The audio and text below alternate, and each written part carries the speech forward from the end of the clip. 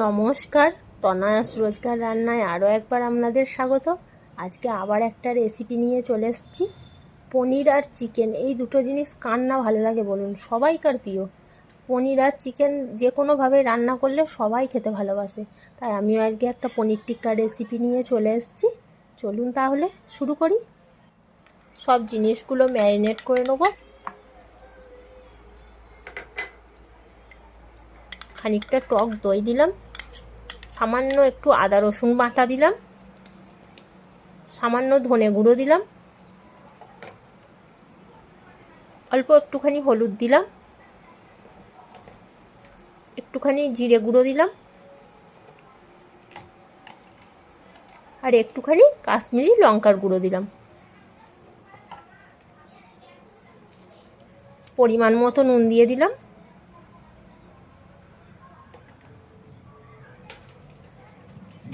আর একটা গোটা ম্যাগি মশলা দিয়ে দিলাম, এতে স্বাদটা ভালো হবে। আর 2 চামচ কর্নফ্লাওয়ার নিলাম।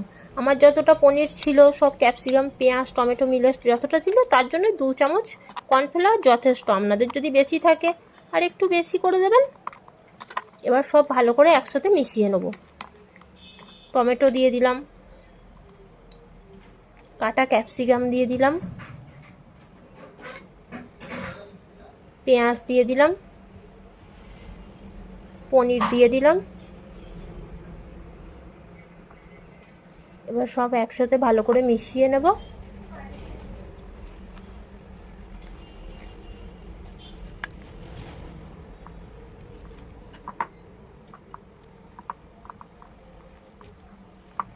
সব একসাথে ভালো করে মিশিয়ে নিলাম। এবার আধা ঘন্টার জন্য চাপা দিয়ে ভালো করে রেখে দেব। আধ ঘন্টা হয়ে গেছে। আধ ঘন্টা পর আবার একটা কাঠি নিয়ে কাঠিটা এবার একে একে সবগুলো গেঁথে নিতে হবে। প্রথম পেঁয়াজ দিলাম, তারপরে একটা পনির, তারপর আবার একটা ক্যাপসিকাম। আপনারা যেমনভাবে সাজাবেন সাজিয়ে নেবেন। একটা প্রথম টমেটো দিলাম, আবার একটা পেঁয়াজ দিলাম, আবার একটা পনির দিলাম। এই করে সব কটা কাঠি আমি সাজিয়ে নেব।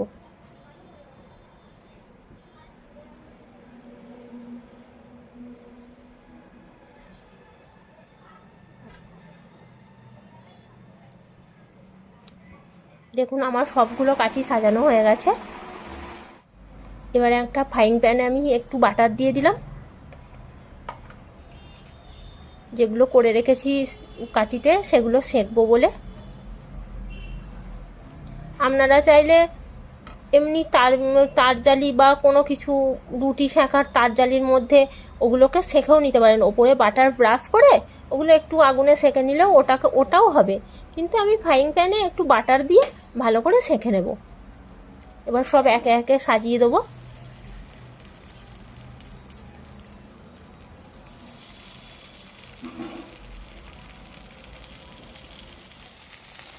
এক পিঠ হলে আবার এক পিঠ ভালো করে উল্টে দেবো।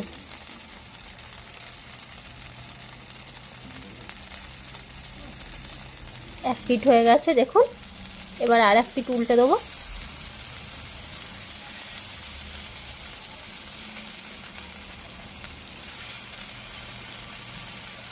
এরকম করে আমি সবগুলো যেগুলো তৈরি করে রেখেছি সবগুলো একে একে এরকম করেই ভেজে নেব।